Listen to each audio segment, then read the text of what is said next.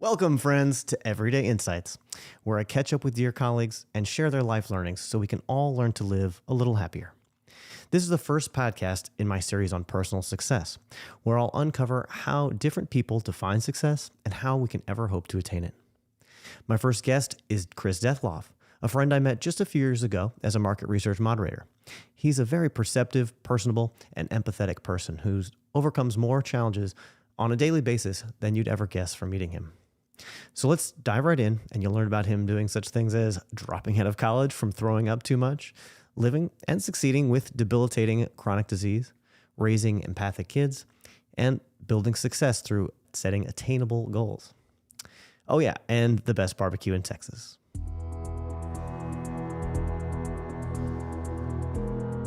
Hey, well, how you doing, Chris? Nice to see you. Good.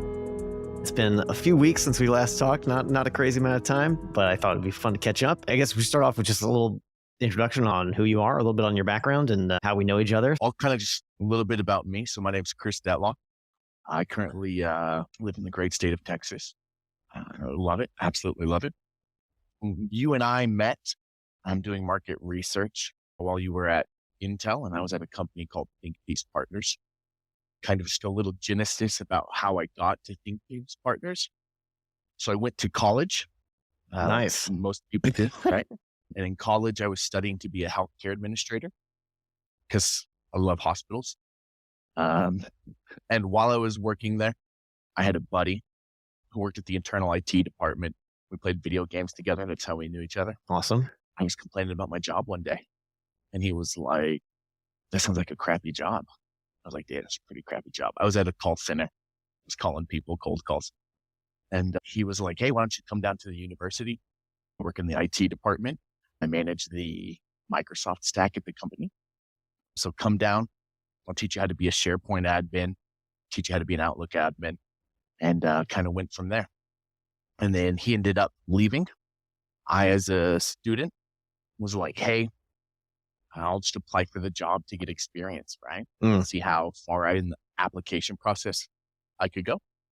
And they ended up hiring me. Yeah, so you were like an intern kind of thing before that, or just like a Yeah. student? Yeah. Yeah. And then they were like, "Hey, we want you to drop out of school and take this role full time." So I did. Oh, wow. I did that for about a year. And then I got deathly ill, right? Just throwing up 60 times a day, coughing up blood, Oof. couldn't stand up without passing out, right? Just like sick. Jeez. So I quit the job, came back to Texas. And then at the end of it, kind of got better a little bit. And I loved making money. I was like, I loved making money. So I was like, I'm not going back to school. Yeah. Didn't feel right. Jokers. Yeah. And I ended up going to North Dakota, working in the oil fields for a little bit. I was a pumper. So I rebuilt. I don't know how much you know about oil, but Not that much. I would just, Yeah. So it's about artificial seen the flow. Yeah. Yeah. So I would go around to different pads and make sure that the flow was flowing the way it should. And if it wasn't, I would repair something or break something a little worse and then call someone above me and be like, "Hey, this is an issue." So I got pretty good at that. And then I was like, this is not the place to have a family. Like, I would like to get married and have a family, do that whole nine. So I went to a place called Logan, Utah, at Utah State University. I had a buddy there. I was just bumming with him, trying to figure out what to do with my life. And as a high school volleyball coach for 2.5 years. Whoa, I didn't know that at all. Yep. I think this is before you met your wife and everything? Yeah. Wow. So I was a high school volleyball coach for 2.5 years. I met my wife a year into that process. Yeah. We dated for about a year and a half. Got married. I started working for ThinkPiece as a qualitative support specialist, kind of just like glorified tech support. Yeah. Because my dad is the person who trained Bonnie, who owns ThinkPiece. So kind of nepotism. Right. You got the good connection in there. Yeah. Got a good connection. So that's kind of where that happened. And then I started working at ThinkPiece and met you. Awesome. Yeah. Yeah. It's quite a meandering career. I mean, I think mine's Yeah. probably somewhat similar into market research, but or of like a variety of different things maybe, but some kind of piece throughout it. Like yours, you had a little bit of piece throughout there. Even your call center job, I imagine you were, I don't know, probably following a script, but you have a certain personability to yourself that I'm sure came through. Or what do you think's the thread through all that stuff? And so this is what I would say about all of it, is it's nothing but soft skills, right? It's like, I'm not that marketable on paper. I'm not that great at a lot of things, but I have pretty high touch human interaction. I think I leave a good impression, and people often call me back for jobs, right? So like the volleyball coach thing, right? I was at a sushi restaurant. Did you play volleyball before that? Did you know anything about volleyball? Okay. Yeah. Yeah. Well, this should all be said. I'm a very good volleyball player, right? So I was at a sushi restaurant, and someone next to me was wearing volleyball clothes. And I was like, hey, I'm new to Logan. I would love to play volleyball. Like, can I come play volleyball with you? What do you do? What does this look like? And they're like, yeah, come play with me one time. So I went and played with them, did a bang up job. Good job, Chris. And at the end of it, they were like, what do you do? And I was like, nothing. I'm looking for a job.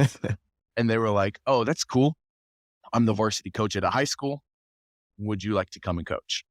So I coached the freshman team one year and the JV varsity the next. Yeah. So I think soft skills is the absolute key. Yeah. A little bit of luck, a little bit of the right time, right place, or kind of following your passion there a little bit. Yeah. And you showed up to that thing. Yeah. Insight. I don't know when this is going to air or how this is going to air. I got contacted about 2 weeks ago about a guy I worked with at the university I went to. And he was like, hey, you left such a great impression on me. I now work at a big tech company. I'm a product lead.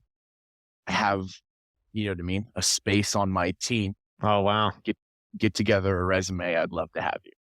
Right. So right now I'm currently going through the process of applying to a big tech company. Some job that's way above my pay, but my soft skills might get me in. Wow. So we'll see.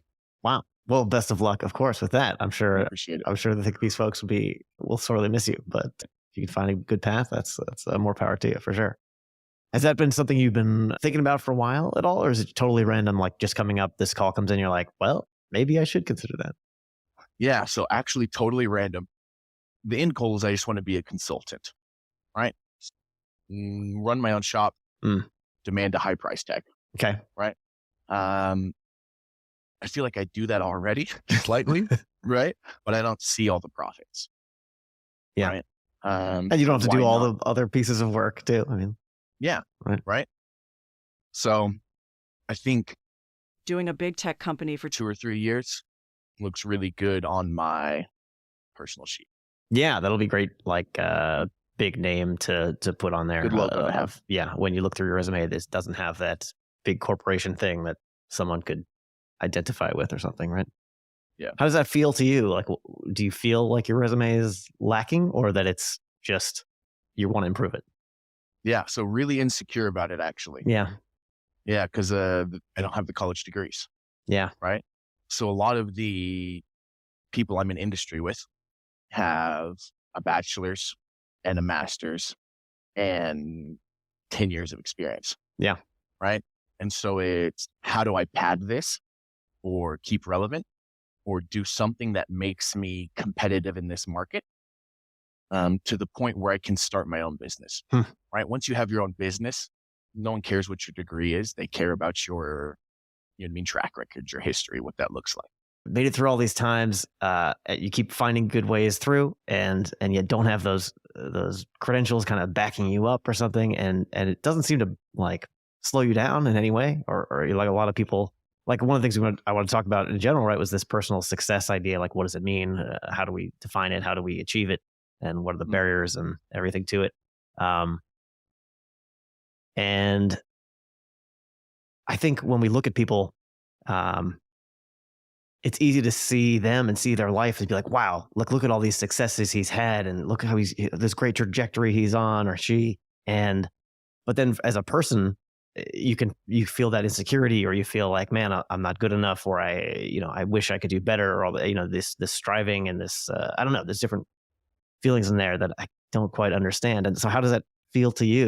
That do you think you've been successful all this time, or is it still something out in the future that you're trying to get to? First off, I think I need to caveat this. I am just like incredibly blessed, right? Like blessings from God 24/7 in my life. Yeah. Right.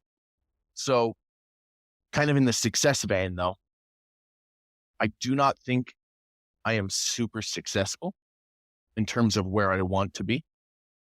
But I think I have achieved a lot of mile markers that make me successful. Right. So I have ambitions and goals and things that are down the line, but compared to 15-year-old Chris, I'm incredibly more successful than I thought I could ever be. One of the things that makes me really insecure about this, right, is the college degree, right, and my ability to output work. So I don't know if you know this, we've never talked about this. I didn't go to 3 years of high school because I was like in a hospital bed dying. Wow. Right? They're like, you're going to be dead when you're 18. You're going to be dead when you're 21. You're going to be dead when you're 25. So I've always been hyper insecure about my academic accomplishments because of, I feel like this is a big limiting factor. Yeah. Right? Like I don't have a really solid high school education. I don't have any college education. Well, I went for a little bit, but yeah. So it's something that's always been kind of over my head. And so I think this dovetails perfectly into your conversation, right? I think, have you ever read The Art of Not Giving an F. No. Probably one of the best 5 books I've ever read in my life, right? And so it talks about at the start, you have values and metrics, right? And so everyone has the same values. I want to be successful. I want to be rich. I want to be a good dad. I want to be XYZ, right? But the metrics part is what changes from person to person. So what makes you successful? Well, it depends on the metrics you're using to gauge it, right? So if the metric you're using to determine success is if I'm a billionaire and I have 20 cars, you're never going to achieve it, right? But if the metric to determine successfulness is I'm working a full-time job, I'm providing for my family, and I'm in like a committed relationship of some sort, right? That I can hit those marks. So I feel like a lot of what has made me successful is I've changed my metrics to be easily attainable and kind of more short-sighted. And I really understand how to set metrics that I can go and achieve, right? So I don't have knowledge from a traditional institution, but I'll read books and I'll take Udemy classes and I'll do all of these things that I can look back and say, this is a metric that takes me to this value. Yeah. Right. And this is kind of what market research has really helped me understand is the person's metric is completely personal and always changes. It can change by where they grew up, what they do for a living, what they currently prioritize in life, but the value is always the same, right? So you have to understand the value, understand the metric, and create a clear path through. So a long-winded response, but I think I might have hit something important in there. Yeah, that was great. That was great. Super interesting stuff. I'll definitely check that book out. One thing I wanted to poke on there is like how you chose those easier metrics. Like that's not an easy thing to do either. And then how do you like commit to them and say, I'm going to, take this on to my core value. I will be satisfied if I X. Yeah. And so the hardest thing I've ever done in my life. Right.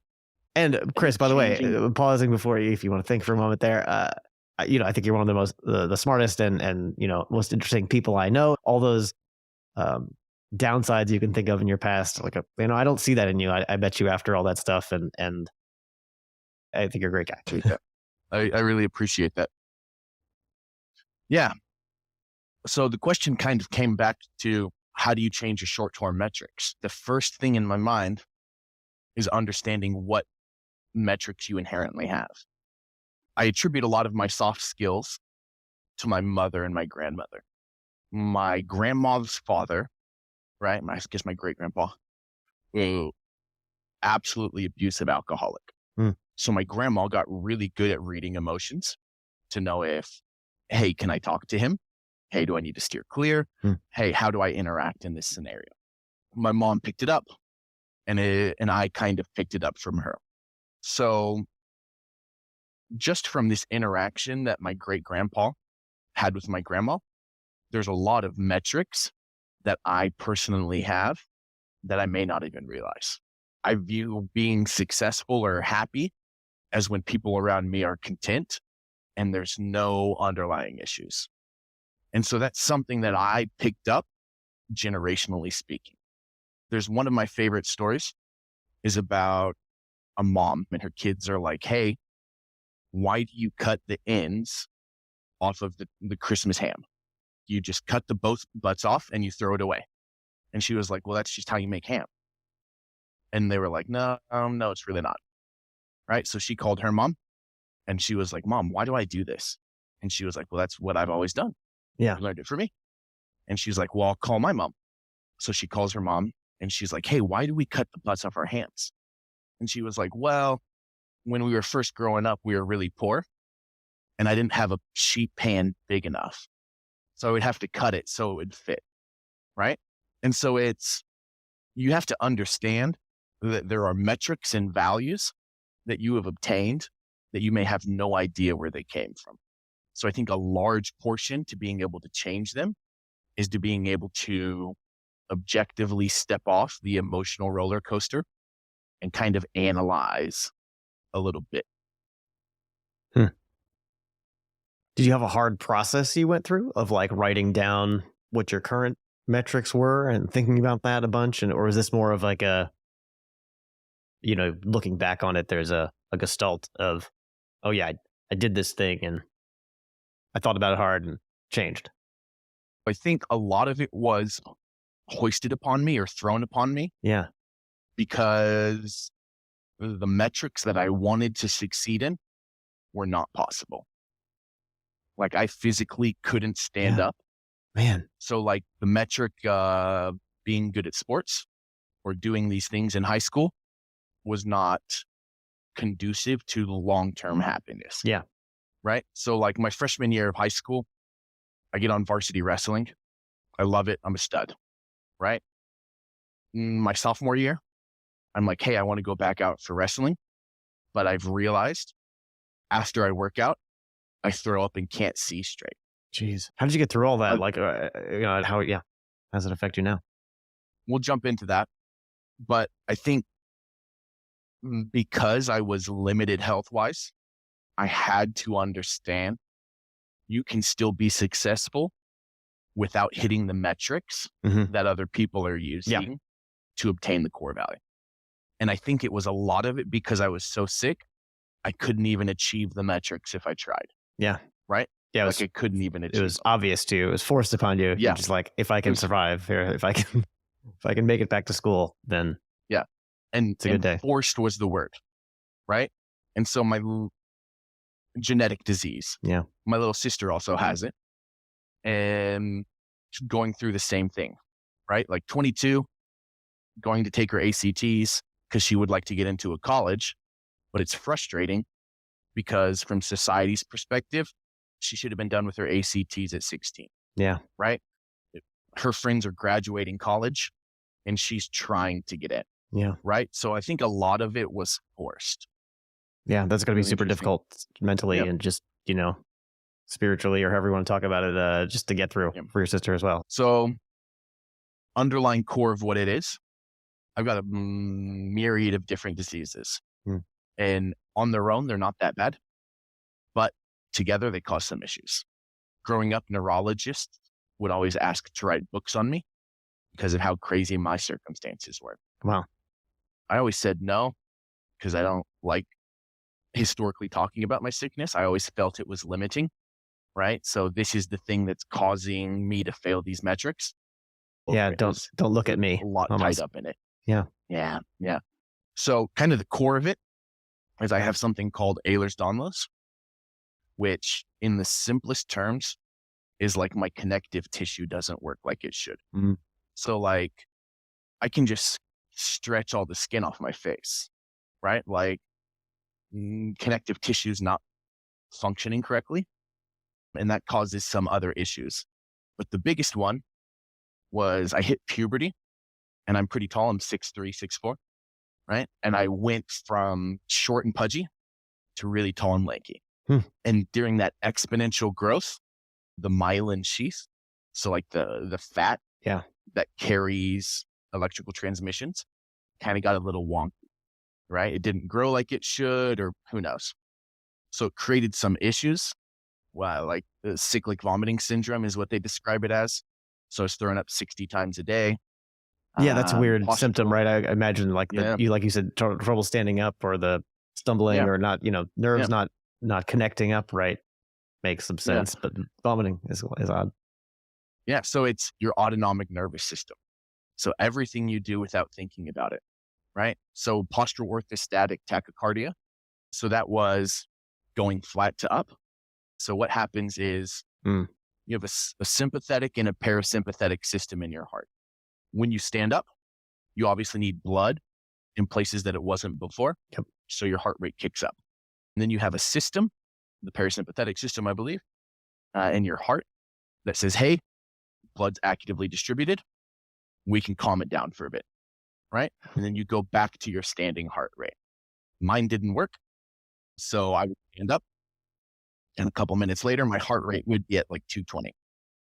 And the way your body self-regulates that is just to faint you. Yeah. So you go back to flat and there's no stress on your heart. Jeez. And blood circulates how it's supposed to. Wow. Our bodies are kind of like the so core of all- incredibly complex, right? Like that. Yeah.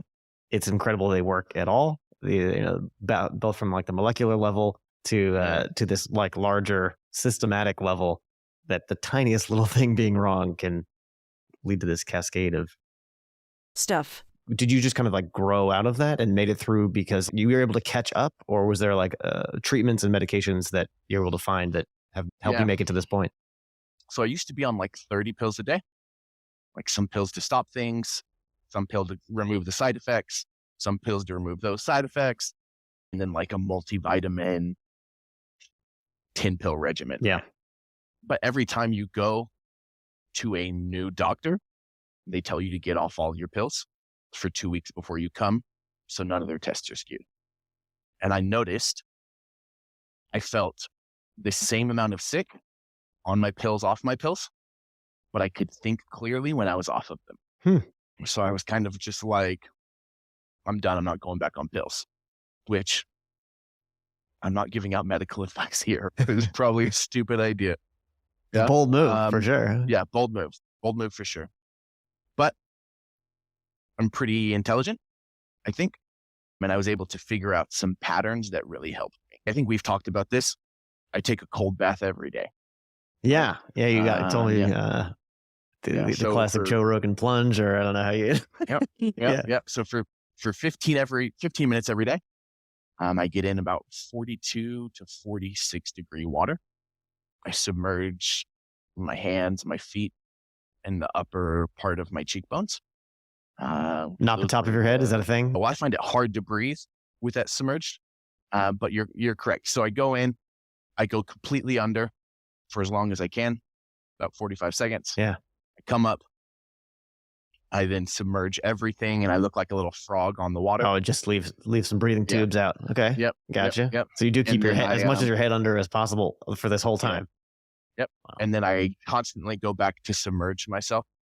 One of the things that causes issues with the POTS and the Ehlers-Danlos and all of those things is my body produces too much adrenaline. So by getting in this water, my body convinces itself I'm dying. and it produces all the epinephrine it can, which is like adrenaline, right? Yeah. So you dump that for the day. Is that the idea? Yeah. So I dump myself for the day. And after about 4 minutes, I start producing norepinephrine. So it just neutralizes adrenaline. And after another 4 minutes, 3.5 maybe, my body's completely free of adrenaline, right? And then I sit in for another X amount of minutes, and I feel like my body continues to produce the adrenaline canceling drug. So I kind of have a positive balance for the rest of the day. So day by day, fight it out. That's epic. Yeah, I think about it a bunch. One thing I'm worried about, I was just thinking about the other day, and tell me how you handle this, is drowning, in the sense of, what if you jump in that thing or you dunk yourself on and then you just pass out because today it's a worse thing. Adrenaline. Yeah. Like, is everybody watching you, or do you put a strap around yourself, and what do you do? And that's the absolute valid concern. I imagine the answer for a lot of people might just be nothing. This is life. Yeah. Life is dangerous. The answer for me is nothing. Yeah. Right. I will cage that, hedge it by saying my body has been producing too much adrenaline my entire life. So I feel like the effects of too much adrenaline is different for me than someone else. Mm-hmm. Like my brother came and wanted to try it, and he hopped in and he was like, I can't see, I can't breathe. This is horrible. I can't do it. Right. He did it because he's a man. Yeah. Good job. Oh, he still got in? Stuck in there. Can't see, Gritted but his teeth. I'm going to get in. But not something I've ever been concerned at. That's good. Yeah. It's good to check in with yourself there as you're getting in, make sure you're feeling strong. Yeah. Yeah. I imagine, well, one positive would be is if you're in this cold bath, you probably, you have a few minutes, you probably chill your body down. Someone could revive you after you're frozen down there. Yeah. The big plus. Big plus for sure. Well, make sure your wife's around, someone to watch out for you. Stay safe. Yeah. I'll be completely honest. Yeah.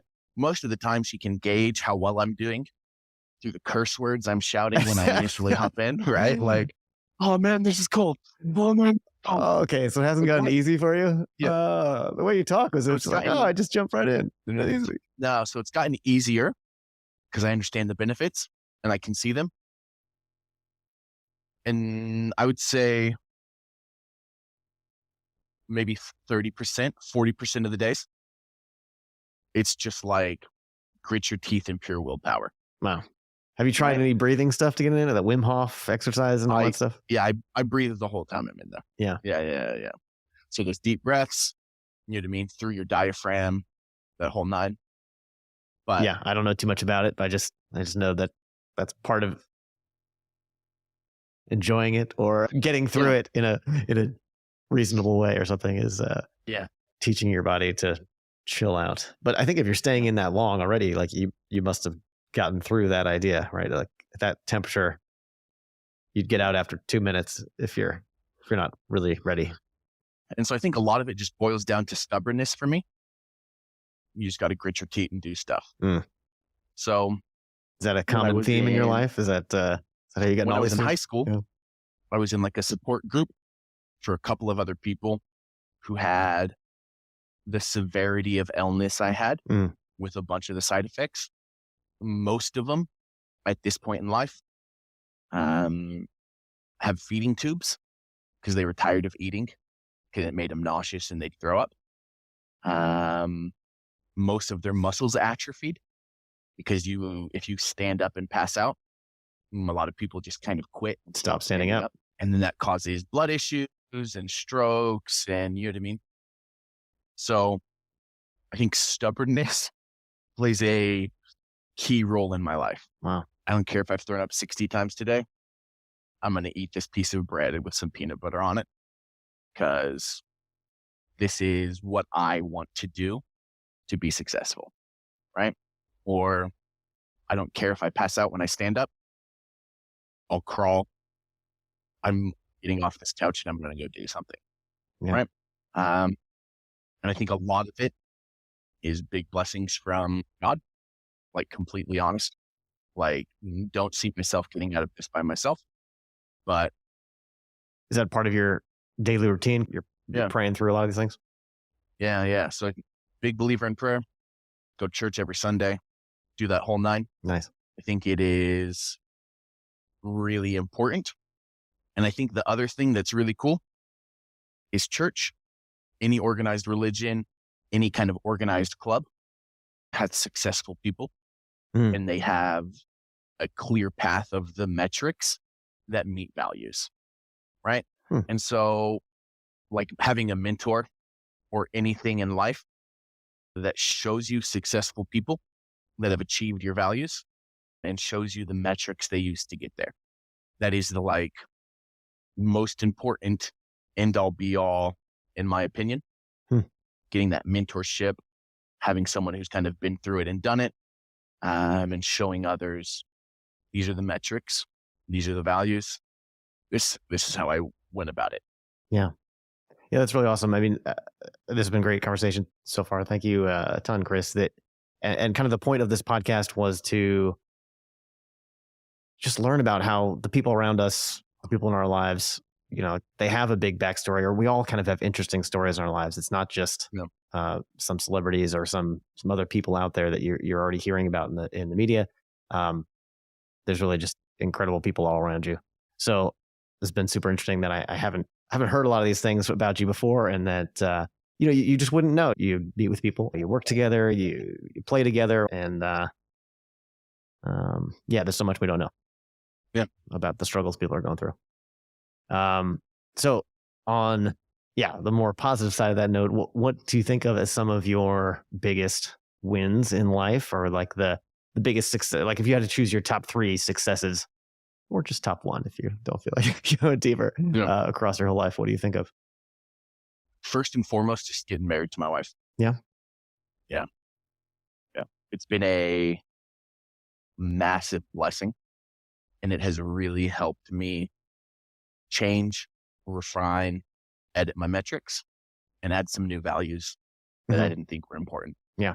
It's been a really big blessing in my life. How has it changed your metrics, I guess? Was that one of them before you got married? Was it like always a dream that like, oh yeah, that's part of my goal? Or was it something that kind of popped up that way? Something that kind of popped up. So I was pretty intent on not getting married. Did you have that kind of fatalistic, I don't have much time, like kind of feeling? What kind of led me there was the same kind of insecurities about putting a resume together. Like, what do I have to offer here? Like, how am I a benefit and not a hindrance? Right? So there's a couple of the key things that were like, and don't get me wrong, I'm a very social person. I'm great at interacting. I love interacting. But at the end of the day, I'm going to be sitting in the bathroom throwing up tired, right? Like, how do you chain yourself to someone like that? And how do you go on a date too, right? I mean, there's was that a logistical issue for you too? Like, just feeling good enough to go do those normal life activities? Yeah. And so that's a logistical issue in itself. Hey, we need to go shopping. The house needs to be cleaned. The baby needs to be watched and have its diaper changed. Yeah, where you are now. That's where you've gotten to. Which one of those do you want to do? And it kind of taxing to think, hey, I've expended all the energy I have. I'm sick, documented, put a stamp on it. I just want to go lay down. So it's kind of helped me, back to the metrics. It has helped me realize I'm not the most important. Like you said, I'm under the impression everyone is having a hard time. If you treat someone like they're having the hardest time they've ever had, you'll probably right 50% of the time. People are just maxed out emotionally, physically, spiritually, financially, whatever it is. People are maxed out most of the time. Yeah, I'd agree with that. They're struggling with something. It's not the same thing you are, probably. Yeah. Not you, Chris, but whoever you are out there, we're all having a tough time. Yeah. And working hard to get to the next step and try to find success. And I don't think I've ever met someone who wasn't struggling And I don't think I've honestly ever met someone, maybe one or two people, who weren't trying to get out of it. Everyone is trying. And so I think kind of understanding this is what I'm going through. This person is probably going through something harder than me, right? I think is really, really important. Yeah, you're great at that, at having that empathy and having that ability to put yourself in someone else's shoes and then treat them that way. That's a pretty difficult and amazing skill to have that I think is a big part of your success or of why you're personable or that skill. Did that come from that mom and grandma kind of thing, you think? Or is it just an innateness of you? You know, is that learned or just like a built-in feeling? So I think it's trifactored.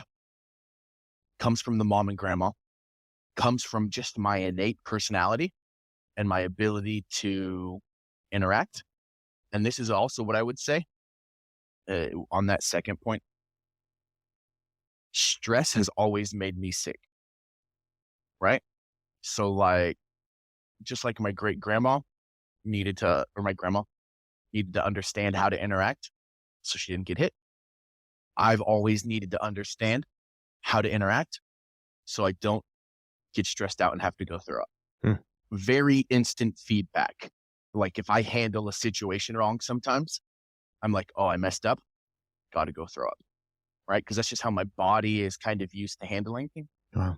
Trying to work on it, you know. And then the third thing I would say is while I was sick, I used to kind of just hang out, play video games, relax. And while I did that, my dad worked from home and my dad is a moderator. So I kind of would just hear my dad talking in the back and he'd be talking about all these soft things. So I really got it on 3 separate fronts, right? Internally from myself, from my mom, from my dad. I was just surrounded by emotionally intelligent people. Yeah. Asking those emotional, empathetic questions all the time and never about himself. Yeah. Yep. And so that's, if you think you've had fun conversations with your parents, you just wait till your parents are like emotionally in it all the time, right? So like we used to come home from school and we'd complain like, Billy hit me in the face. And my mom would be like, that's tough. What do you think's going on in Billy's life that made him feel like he had to hit you in the face? And we'd be like, I guess Billy failed a test. And my mom would be like, Billy was probably pretty sad, right? Wow. Billy probably had like a hard day at home and didn't want to have to go tell his mom he failed his test. Wow. Right. And so like, what an amazing gift. Yeah. Yeah. So from a young age, really think about others. How is this impacting the group? Emotionally, what is this doing? Has been really highly present.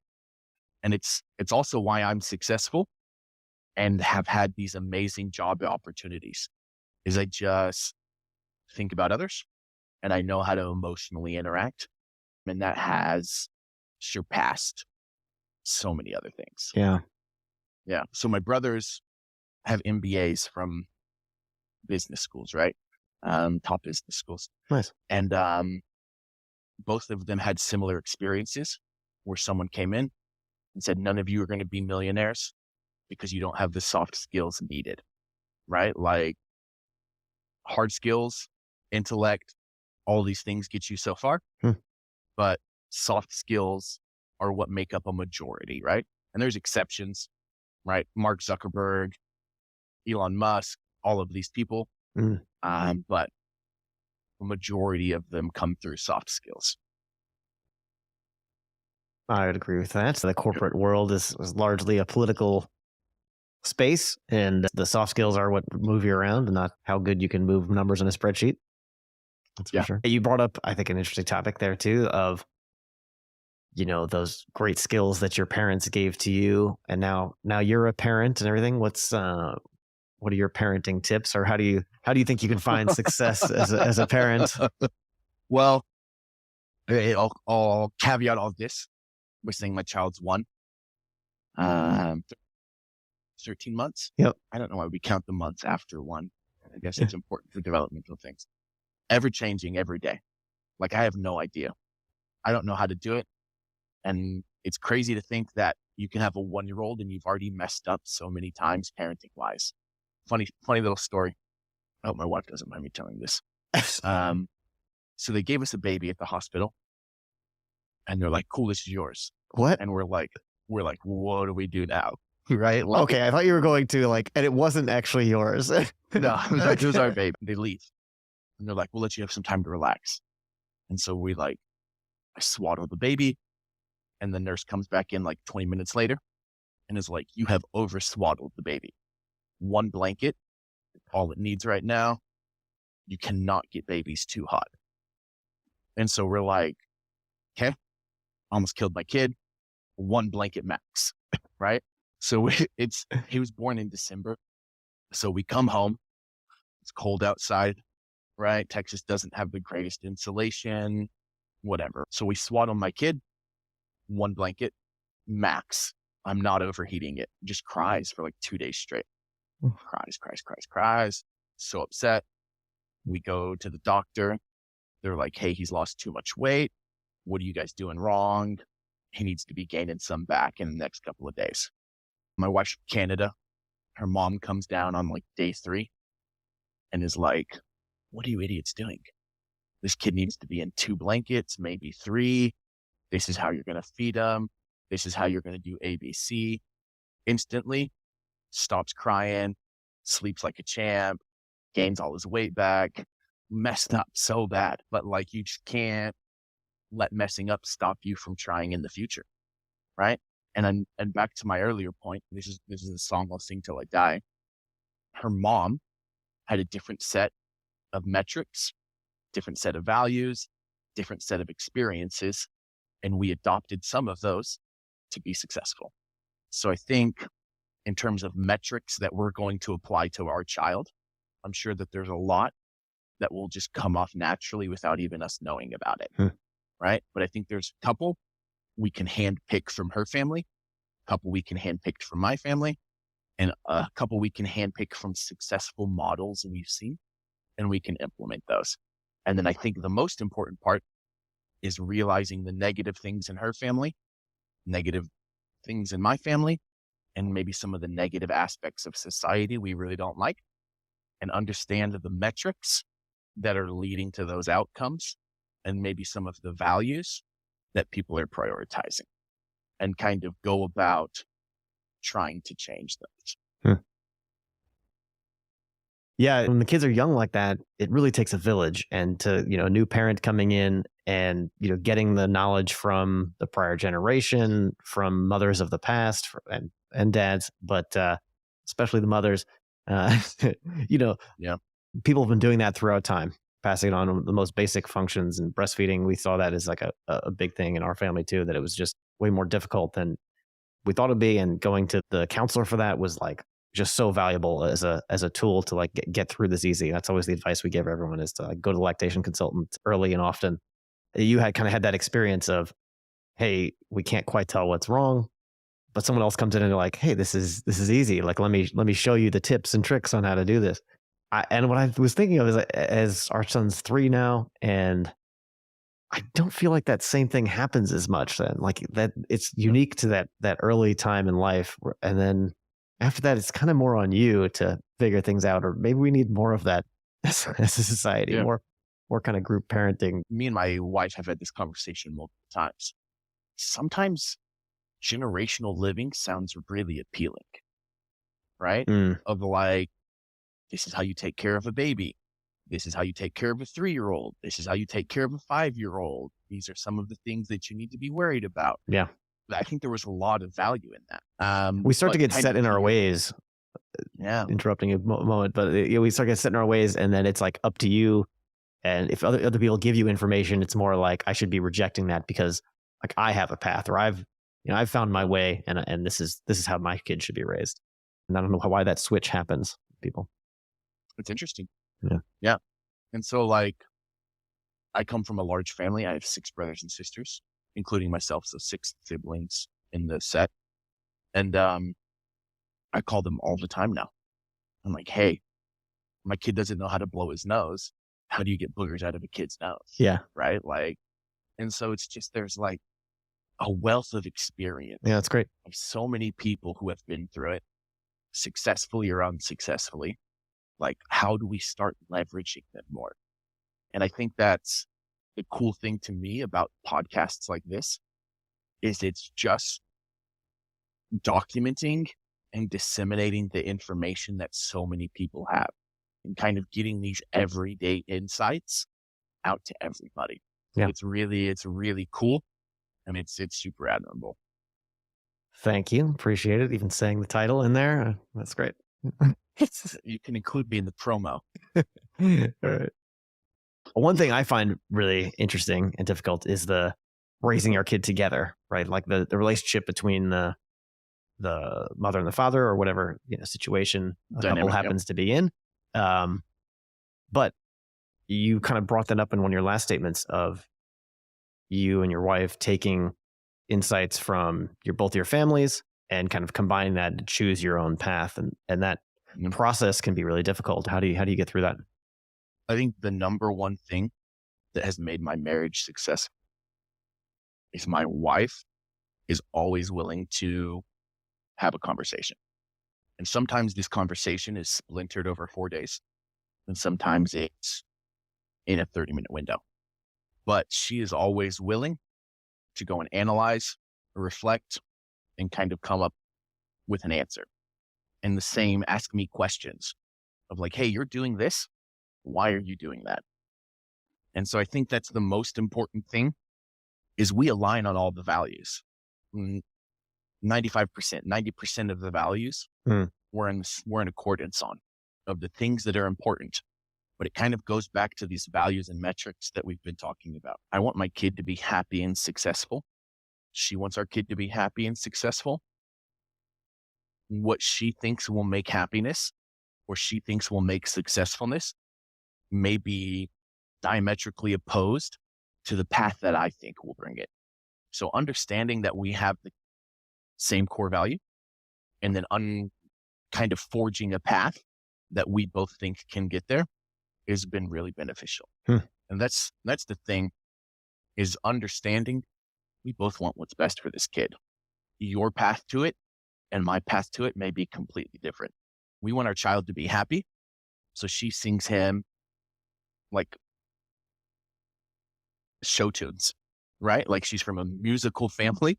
She enjoys music, right? And I'm from like throw a ball at the kid, right? And so it's like sometimes she's singing songs and I'm like, why are we singing songs? Songs provide nothing. And I'm not trying to get hate on your podcast. Music so is amazing, anti-music, wonderful. Huh? Jeez. Yeah. I listen to music 24/7. I love it. I'm just not gifted. So it's something I've never placed importance on. Right. And so I am trying to show happiness by the things that I think have brought me happiness. And she's trying to show it by the things that have brought her happiness. And a lot of that is kind of where your personality and where your talents lie. Right.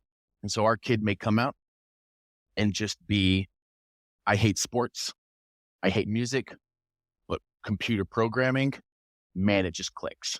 So how do me and my wife both feel like our kid's moving forward and our kid feel like he's moving forward when there are 3 different sets of priorities? You touched earlier on, that empathy as the core of your success. And I think this is a key thing, understanding that she is trying to do the same thing you are. She wants the best for your son and is trying to give it to him. And when you disagree on something, this is true in all arguments, whether it's some abortion debate or some other thing, it's like understanding the other person there also has the same kind of real underlying life values and goals that you do. And it's just kind of how you're coming about trying to solve the problem that's different. So I think like it makes me a bad politician because you just like abortion, right? Pretty heated topic.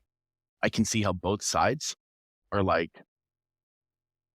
we want this person to be happy. Yeah.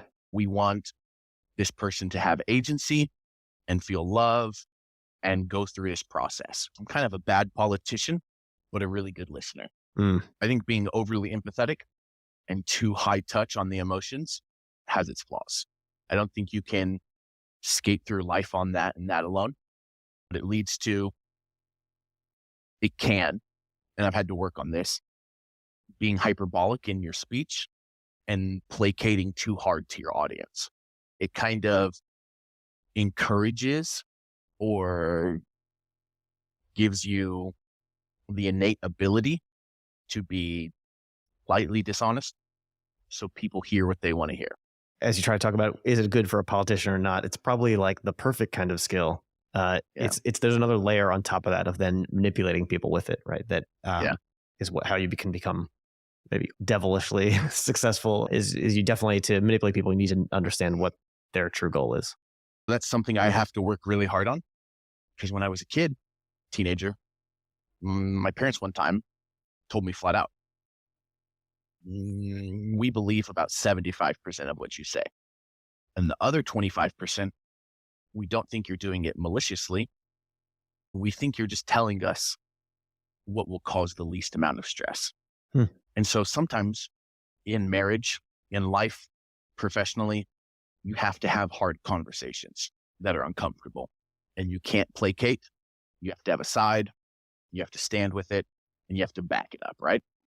So that's a skill that I have had to learn and develop, is how to be okay if there's uncomfortable conversations, how to be okay when I feel alienated or by myself or whatever. Yeah, that makes me want to ask a little more about your career stuff too, of like across all those different jobs. We could just do the biggest success and biggest failure kind of thing of, whether it was volleyball or pumping or any other spot in there or think piece. What do you think of as some of your biggest accomplishments?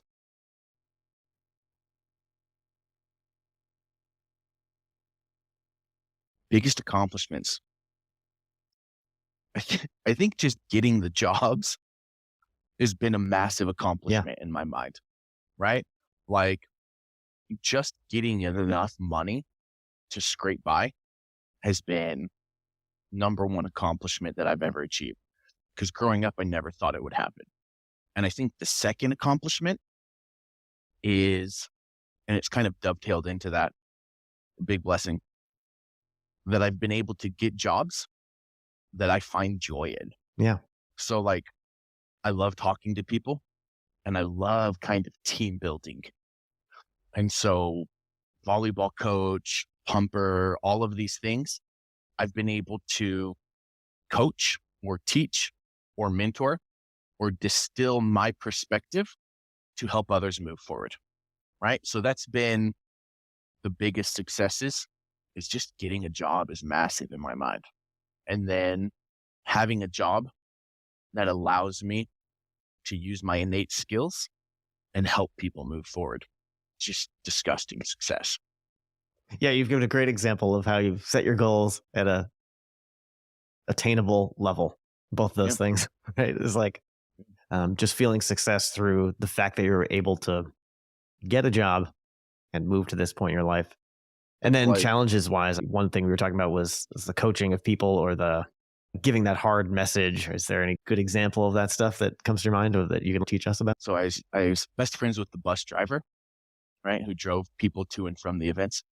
And I was talking to him one time and he was like talking to me about how he loved being a bus driver, right? It was really enjoyable. It was fun.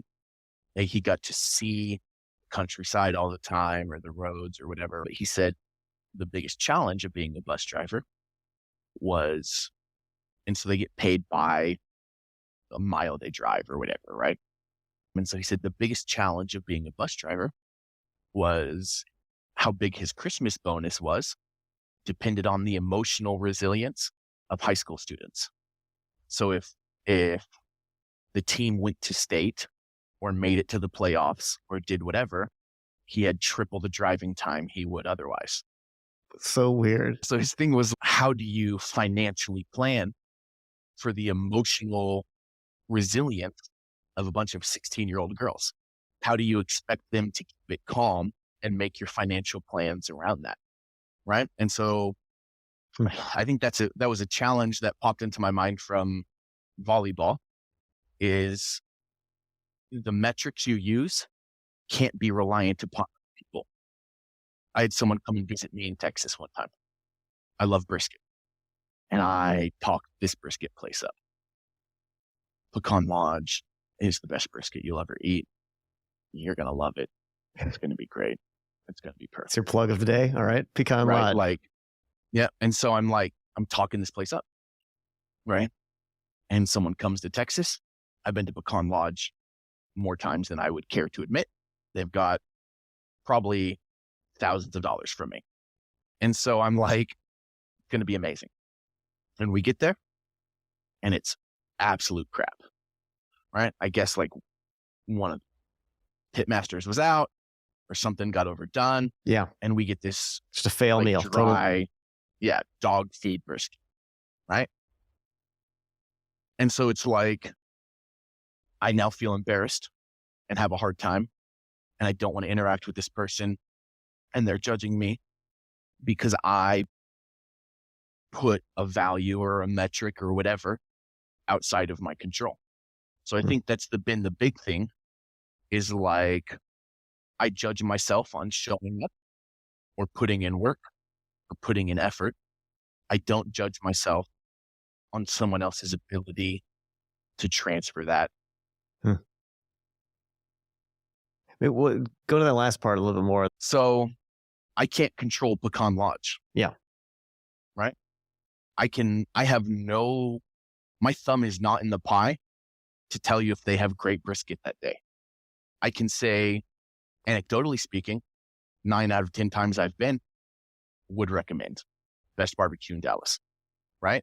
But if I'm putting pride or satisfaction in Pecan Lodge's ability to deliver, it's a recipe for disaster because I can't control it. You're able to still give the recommendation. It sounds like, you could still say that positive thing. It's more about how you tie your personal worth and personal value to that recommendation of saying, I am a person who knows this barbecue. I can get you to the best place. I know what's good versus just saying like, oh, here's a place I've found to be really good. There's just this like subtle difference of how much worth you're putting on it and your personal value of I'm a great recommender versus just, oh, this is a good place. If my values and my metrics are tied to whether Pecan Lodge performs, I'm setting myself up to fail.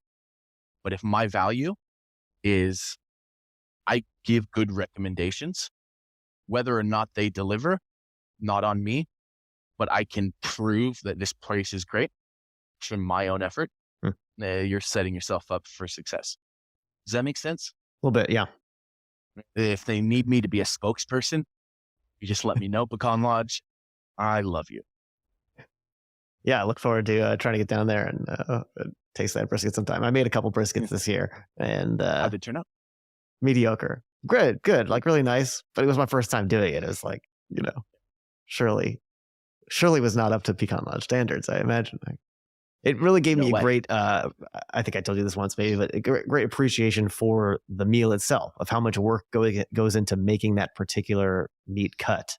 Is that I didn't appreciate it before. It's like, oh, there's brisket on the menu, or there's these, you go to a barbecue place and there's 3 or 4 different things you could get. And okay, brisket's one of them. It comes on there and like, oh yeah, this is pretty good. Versus like after making it and seeing that it took me, I literally was staying up all night basting this thing and screwing around with stuff and waking up every few hours to do it, and seeing the amount of production that you need to do for 24 hours to get to that final product really made me feel like a new appreciation. Like I should, every time I eat it, be like, wow, thank you for spending your entire day or getting your logistics right as a restaurant to somehow be continuously producing this. Is incredible. One of the most frustrating things for me is when people are like, we have brisket. And you go and you eat it, and it was like cooked in a water bath, and they have artificial smoke dripped over it, and it just doesn't taste like brisket. Right? So like, hate it, because there's certain things that you expect with the brisket, right? Like I expect you to smoke it. I expect it to be labor intensive. I expect ABC.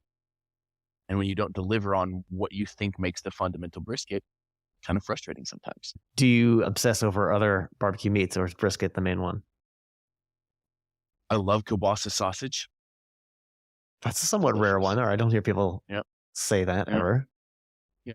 Well, Where'd come you? to Texas. Yeah, is It's that on it? all the menus. Okay, all right.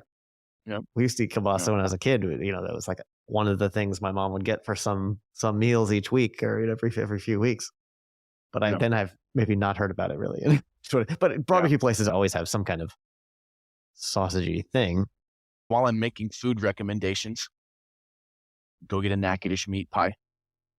Literally the best thing you'll ever eat. So Is that there's that one as what well. is that? Tell me about it. It's like a, have you ever had a French meat pie No. or an empanada? Yeah. So Natchitoches meat pie, Louisiana. It's like Another pocket of stuff. It's like a fried pocket of Cajun meat, and they are. It's a really good delicious. hot pocket. Yeah. Yeah. See if I can offend You anyone nailed with that. Two more main questions I think we should talk about with regards to success, and then maybe we'll do a couple of little things. One is the things that help and hinder, right? So like if we pick out one of those big successes and then think about how relationships really push you towards that success, or like maybe with your marriage, that could be one that you said was a big success. Like you got to that point, but like who kind of helped you along the way, or how do the relationships around you influence your ability to find that success? Yeah. That's an amazing question. And so I think marriage, for example, right? There is a chain of girlfriends that I had before I got married. And I could list out the chain, and I could tell you all the wonderful things that relationship has imparted upon me. Right. And so it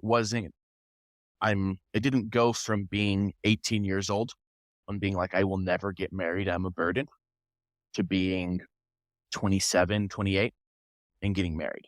It's not a jump that happened overnight. Yeah. Okay. But looking back, I can tell you stepwise the process that I went through.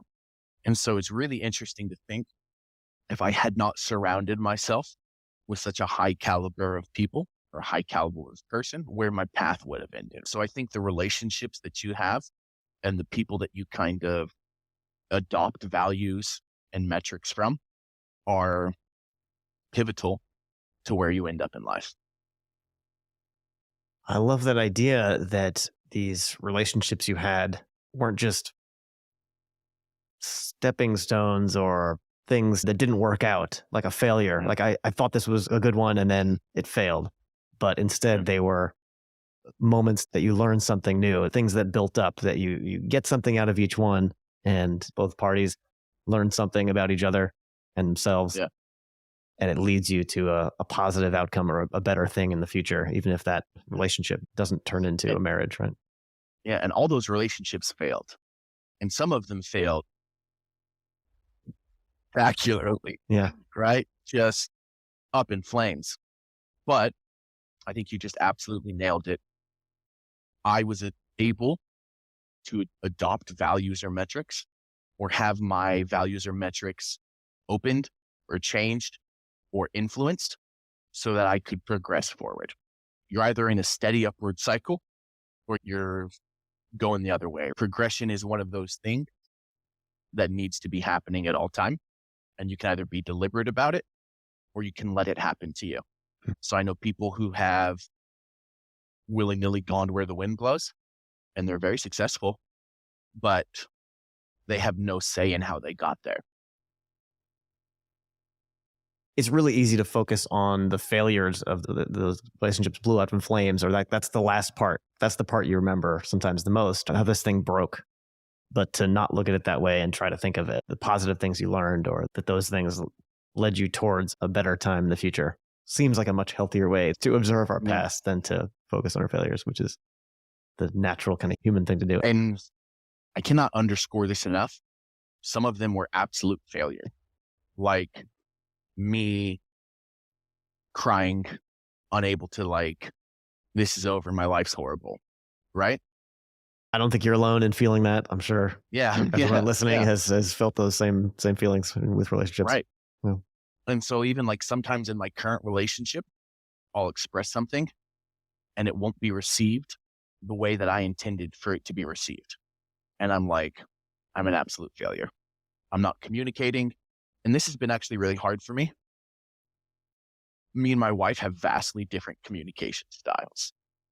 And for someone who has prided themselves on their ability to interact with others, when my wife doesn't get my interaction, I'm like, I'm messed up. Like, how am I supposedly good at this? Do it professionally, can't convey it to the person who I love most, and I'm trying to help out. So like, absolute failure felt. But like, how do you step past the failure and be like, hey, listen, we're still moving forward? Like, how do you step past that and get out of it? How have I stepped through failure over time? My biggest trick on doing any of that is focusing on something new and trying to set a big goal for myself and then work towards it. I think I'm always trying to come up with new skills or learn about something new. And one of my ultimate goals here is to create some kind of art or some lasting thing for the world that helps people and has some kind of lasting impact. So I think when I'm feeling those failure times, try to go back to that core mission. I'm trying to think of like a good example. It's a question I've failed in interviews before in the past, which is a painful thing of like, yeah, talking about a time you've failed at something, and I'm like, I can't remember. Maybe that's the real way I deal with it, is like amnesia, failure amnesia. Hopefully, as I record a whole bunch more of these, I'll be touching more on that. Originally, when I was coming up with the idea for this podcast, a lot of it was maybe going to be about just catching up with my old friends from the past and kind of digging through some of those stories as well, of like, maybe I had a traumatic time with them or a failure issue or something, and rehashing that or coming back to it like 25 years later, 20 years later, or whatever, like when maybe it didn't seem that way at the time or I didn't even know it, and then kind of digging that out together. I'm scared to do that, and I don't know if that'll even be good for the medium or anything, but maybe I'll be there talking about failure a bunch right here with our friends. I think the thing that's come up to me is just about perspective, right? Like, everyone has failures. Everyone has millions of them. That's like being human. Yeah. Right? So it's just understanding what you were trying to accomplish when you failed and understanding how to pivot to make it more successful in the future. And like we learned from you here, that, holding that empathy in your heart is often the key to any of this. I'm sure those people out there that I hurt or that hurt me, like that, they were going through something difficult, or I was, or we were both struggling to overcome our own issues that go on in our minds. And if everyone can step back that way and observe life and the world as slightly more existential, then that could help everyone get through stuff and kind of forget some of the pain of any of those failures and focus on the learnings and that positive thing, like you mentioned. Yeah. I like it.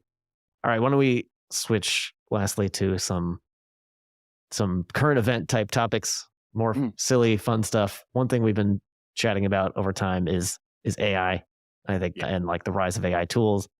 I think there's a lot of contentious opinions about it. Where do you fall? What have you been finding useful? Do you think it's going to destroy your market research job? I love stable diffusion, right? So my wife was like, I want to decorate our house. I want all these photos, all of these, whatever. And I was like, once again, this is a value thing. I don't see the value in having that artwork, right? Like, what are we going to do? I don't want to pay for that. So we sat down, stable diffusion, got really good at writing prompts. Now our house is decorated with AI artwork that looks professionally done, right? You save it locally, send it out to a shop, get it put on canvas or really nice paper for $30. Have you done it already? Have you gone through the whole process? Wow. All right. Absolutely love it. Absolutely love it. Yeah. So I think it's all about just getting good at writing prompts, right? Like, that is the core of it. Yeah, it's like so easy and yet not easy at all, right? Yeah. Were you using Midjourney or one of the other ones, or were you just Stable Diffusion on your local computer? Or? Yeah, Stable Diffusion on my local computer. Yeah. Yep. Stable Diffusion on my local computer. And I'm using Automatic 1111. Yeah. He has a gorgeous web UI. I run it through that. And then I found that the best thing to do is to give it artists. So say, hey, this kind of style, this kind of influence, this kind of person. Absolutely the best way to do it. Actually, that's the key problem people have, right? You're just stealing that artist. That's the core of it. I ran across on Twitter an interesting artist who trained the model to copy his own art and then was freely sharing that model. And people were really praising that as, oh, it's so great that he's doing this. And that's really the way forward. And that's what an artist should be. I have not come to a conclusion yet of whether that's a positive thing or not. It seems, of course, it's amazing that you can do that and that he's able to then produce more artwork in his style, very low effort, and then he can iterate on it and improve it. Right. But should we be lauding that as this is what an artist is? That's the only way to be right, is to freely give away your stuff and your style. I had someone really smart one time, one of the flame relationships, from a very artistic family. And they said something along the lines of being artistic is the ability to recognize art, right? Like just being able to recognize it. So I'm kind of on the fence either side, right? Like I can see both sides of it pretty clearly. My thought though is like the cat's out of the bag. Like you're not backtracking. You're not going to come to my house, take my local instance of Stable Diffusion and get me to stop using it. Yeah. It's like an irrelevant argument, maybe. Is that? Yeah. I have felt that way too about a friend and I were arguing about ChatGPT and the rise of that, or like how much it's gonna, or is already just destroying the paper that a kid does, the 4th grade paper on Michigan or whatever it is, that you can just ask it to write that for you in the style of a 4th grader, and all of a sudden it's done. Like it's done. Right. And so I have a buddy. So what does that mean anymore? Who wrote his entire resume on it. And it's a good resume. It's like a really good resume. And he's like, ChatGPT. Right. So I think it's because it's read a billion resumes, remember? So it knows what, Yeah. It doesn't know what's a good resume, I guess, but it knows what's everybody else has put in there. Like it's still up to you. Correct. I mean, I think the right way to use that stuff, right, is you print that out and then you choose from it what looks good to you. Go back and edit it a couple times, make sure it's speaks to your actual experience. And I think though you just absolutely nailed it, both with this example and with the artist. If I can get it to do 85% of the work for me, and I am just a fact check or a curator or whatever that secondary, tertiary role is, then it's vastly useful. The issue is when people whole cloth plagiarize from it and say, this is me, right? 5 minutes later. Wow. Super cool and really neat that you've spent that time going through it. I'd like to formally invite you to Dethloff Enterprises. You're welcome. All right. It's a neat idea. Even if you go run off with it without me, I'll be very proud of you. Yeah, that'd be cool. All right. So maybe we'll cut there. We'll cut some stuff out. My risk tolerance is a little too low, though. That's been one of the great things. You were asking me at the very start some personal questions about how I've been feeling with this new change in my career. And that was the biggest benefit. I've been wanting to go off and I've had this idea for this podcast for 5 or 10, I don't know, more than 5 years. And then I worked on other projects. I made a video game, wrote this little book last year, did some music stuff. Like, I don't know, I go off and do these other things, but never enough to take that leap out and into my own career. So leaving Intel was really nice that way, that there was this moment in time where they're giving packages to people to leave. And so, it feels good to like have my own time back and have that safety net of still getting paid for a little bit, to establish myself and not feel like I'm totally gone. So I can understand your feeling, because I felt that for many years, that I was like, oh, man, I should be going out on my own, or I should be doing something else, and struggling to make that decision to move. And that's the thing for me. I guarantee you someone thinks of the exact same thing I just described, and they probably think of it better and improve it. Or it will exist, probably. It will I've exist. definitely found, though, that it's like a classic entrepreneur or business school type thing we learned was, like ideas are a dime a dozen. It's for the execution that matters. So it's, Yep. Having this idea is fun and cool. And I've had 1,000 ideas in my life. And whether you go off and do them and try to create something and put in the work, that idea turns into 2 years of really hard work to get it to a great product. And not everyone will do that. So even though other people have had the idea, the point is that's okay. You could still do something great, and be one of the 5 companies that really make money with it, or not. Well, maybe the only one. All right, excellent. So thank you very much, Chris. Anytime, Ian. It was great chatting, and I hope we get to talk again soon. Yeah, hey, I'm beyond appreciative. Let me know if you ever need anything. Absolutely. Thanks a ton for listening. Don't forget to like and subscribe. I hope you learned something, and I'll see you again next time, friends.